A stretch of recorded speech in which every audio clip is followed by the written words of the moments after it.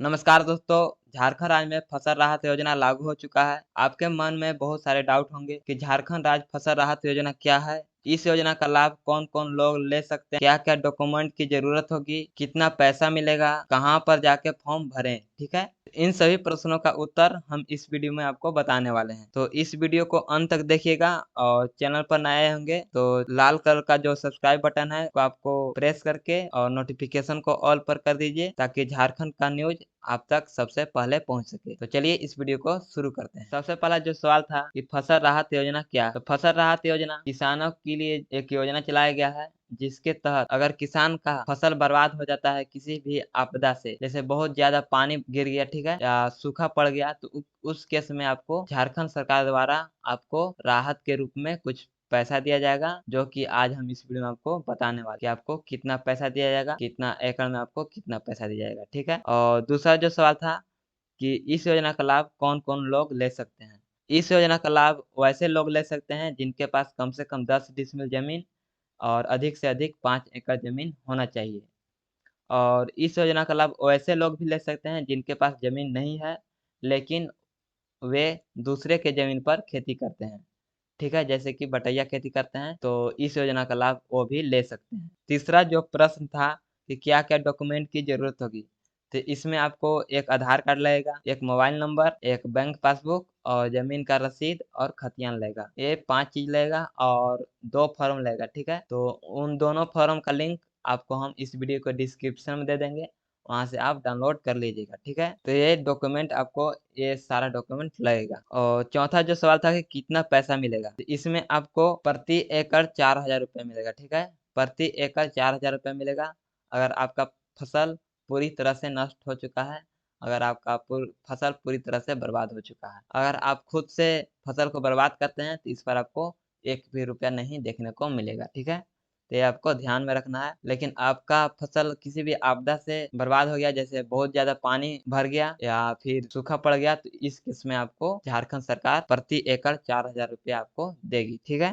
और पांचवा जो सवाल था कि आपको कहाँ पर जाके फॉर्म भरना, तो आपको फॉर्म जो घर पर ही भरना है, केवल साइन और सिग्नेचर कराने के लिए आपको अपने मुखिया और आपके जो प्रखंड है वहां पर आपको जाना होगा। ठीक है, तो उन दोनों फॉर्म का लिंक आपको डिस्क्रिप्शन में दे दिए हैं, तो वहां से आपको डाउनलोड कर लीजिएगा। ठीक है, उन दोनों फॉर्म को आपको किस तरह से भरना है और चलिए आपको हम इसी वीडियो में आपको बताते हैं। तो सबसे पहले आपका जो फॉर्म होगा कुछ इस तरह का दिखाई देगा। ठीक है, पहला फॉर्म, तो सबसे पहले देखिए यहाँ पर लिखा हुआ मैं, यहाँ पर आपका अपना नाम भर देना है। ठीक है, फिर अपने पिता या पति का नाम भरना है। ठीक है, यहाँ पर आपको अपना विलेज भरना है, यानी अपना गांव का नाम भरना है।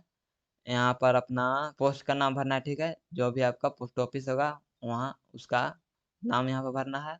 यहाँ आपको प्रखंड भरना है, यहाँ जिला का नाम, यहाँ राज्य का नाम, और फिर आपको नीचे आ जाना है और यहाँ पर लिखा हुआ है खरीफ फसल वर्ष, मैंने आपने किस वर्ष में फसल को बोया है।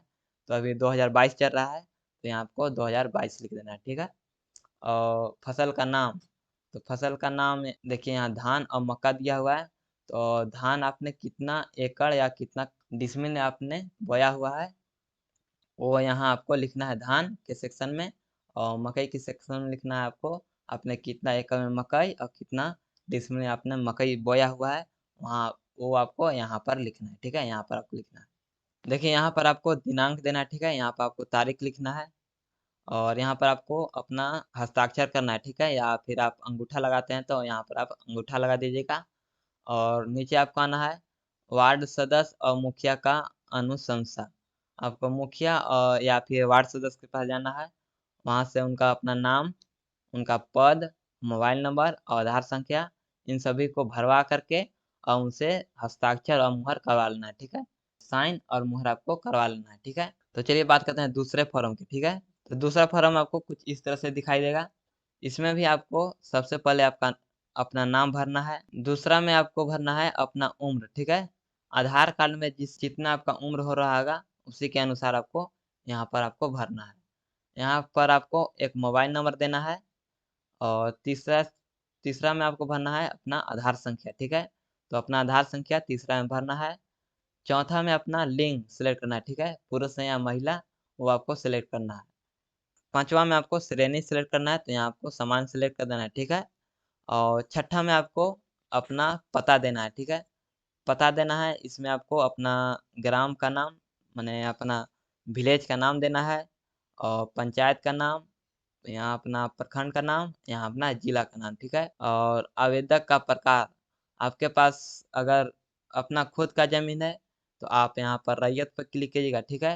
और अगर आपके पास खुद का ज़मीन नहीं है, आप किसी दूसरे के ज़मीन पर खेती करते हैं, तो वहाँ पर आपको गैर रैयत पर आपको टिक करना है, ठीक है? आगे आ जाना है आपको 8 नंबर पर, ठीक है? 8वाँ नंबर पर आपको आ जाना है और जो यहाँ पीएम किसान लिखा हुआ है, यहाँ पर आपको यस पर टिक कर देना है, ठीक है? और भूमि का सर्वे खाता नंबर देना है, ठीक है? यहाँ पर आपका जो भी खाता नंबर होगा, वो आपको यहाँ पर देना है और प्लॉट संख्या यहाँ पर आपको लिखना है, ठीक है? अब आते हैं 9वाँ नंबर पर, यहाँ पर आपको आवेदक अगर गैर रैयत है तो निम्नलिखित सूचना अंकित करें, ठीक है? अगर आप दूसरे के ज़मीन पर आप खेती करते हैं, तो आपको इन सभी जानकारी को यहाँ पर देना होगा। जैसे कि किसके आप ज़मीन पर खेती करते हैं, उनका नाम देना होगा, ठीक है? जिनके भी ज़मीन पर आप खेती करते हैं, उनका यहाँ पर आपको नाम देना है और उनका आधार कार्ड संख्या, ठीक है? रैयत का आधार कार्ड संख्या और भूमि का सर्वे खाता संख्या, ठीक है? और यहाँ पर आपको प्लॉट संख्या देना है। अब आ जाते हैं 10वां नंबर पर। यहाँ पर आपको फसल का नाम और आपने कितना क्षेत्र में फसल लगाया हुआ है, वो आपको यहाँ पर भरना है। तो यहाँ पर आपको अपने अगर धान लगाया हुआ है, तो आपको यहाँ पर धान लिखना है, ठीक है? अगर आपने मक्का बोया हुआ है, तो मक्का आपको यहाँ पर लिखना है, ठीक है? तो यहाँ पर आप धान लिख दीजिएगा या मक्का जो भी आपने लगाया हुआ है और आपने कितना एकड़ और कितना डिसमिल में लगाया हुआ है, यहाँ आपको भरना है, ठीक है? और 11 नंबर पर आते हैं तो यहाँ लिखा हुआ है फसल बुआई और रोपने की तिथि।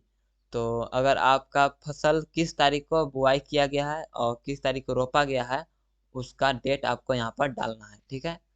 और आवेदक की बैंक विवरण, तो यहाँ पर आपको खाता संख्या देना है, ठीक है? आपका जो भी खाता संख्या होगा, वो यहाँ पर आपको देना है। यहाँ देखिए नीचे आपको भरना है, ठीक है? यहाँ पर भरना है और आईएफएससी कोड यहाँ पर आपको देना है और बैंक का नाम, जो भी आपके बैंक में आपका खाता संख्या होगा, उसका नाम आपको यहाँ पर देना है, ठीक है? और यहाँ मैं लिखा हुआ है, यहाँ पर अपना नाम भरना है, ठीक है? यहाँ पर अपना नाम भरना है। यहाँ पर आपको नीचे आना है और यहाँ पर आपको मुखिया या ग्राम प्रधान से हस्ताक्षर और मुहर दोनों करवाना है, ठीक है? और डेट के साथ, आपको डेट के साथ हस्ताक्षर और मुहर दोनों यहाँ पर आपको करवाना है मुखिया या ग्राम प्रधान से, ठीक है? और यहाँ पर आपको कर्मचारी या राजस्व कर्मचारी से आपको यहाँ पर हस्ताक्षर केवल करवाना है, ठीक है? यहाँ पर मुहर भी करवाना है, यहाँ पर मुहर नहीं करवाना है, केवल हस्ताक्षर करवा दीजिएगा, ठीक है? अपने कर्मचारी से जाकर के, ठीक है? और यहाँ पर आप अपना हस्ताक्षर कर दीजिएगा और डेट डाल दीजिएगा। तो आपको कुछ इस तरह से इतना आपको करना होगा। इसके बाद आपको इन दोनों फॉर्म को और आधार कार्ड को और मोबाइल नंबर को और बैंक पासबुक को और ज़मीन का रसीद, इन सभी को लेकर के अपने सीएससी सेंटर, नज़दीकी सीएससी सेंटर या प्रज्ञा केंद्र पर जाइएगा और अगर आप खुद से भी करना चाहते हैं, तो खुद से भी आप कर सकते हैं। अगर आपके पास मोबाइल या लैपटॉप है तो आप खुद से भी कर सकते हैं और आपको खुद से नहीं करना है, आपको लगता है कि हम खुद से नहीं कर पाएँगे, तो आपको सीएससी सेंटर या प्रज्ञा केंद्र पर जाना है, वहाँ से आप ऑनलाइन करवा सकते हैं। अगर आप खुद से भी करना चाहते हैं, तो उसका जो वीडियो है, वो हम जल्द ही बना के आपको देंगे, ठीक है? उसके लिए आपको इस चैनल को सब्सक्राइब करना होगा और बेल आइकन को भी प्रेस करना होगा, ताकि हमारी आने वाली ऐसी ही वीडियो की नोटिफ़िकेशन आप तक पहुँच सके, ठीक है? और इस चैनल पर आपको झारखंड से रिलेटेड जितने भी अपडेट होंगे, न्यूज़ होंगे, वो सभी इस चैनल पर आपको देखने को मिलेगा। तो मिलते हैं अगले वीडियो में, तब तक के जय हिंद।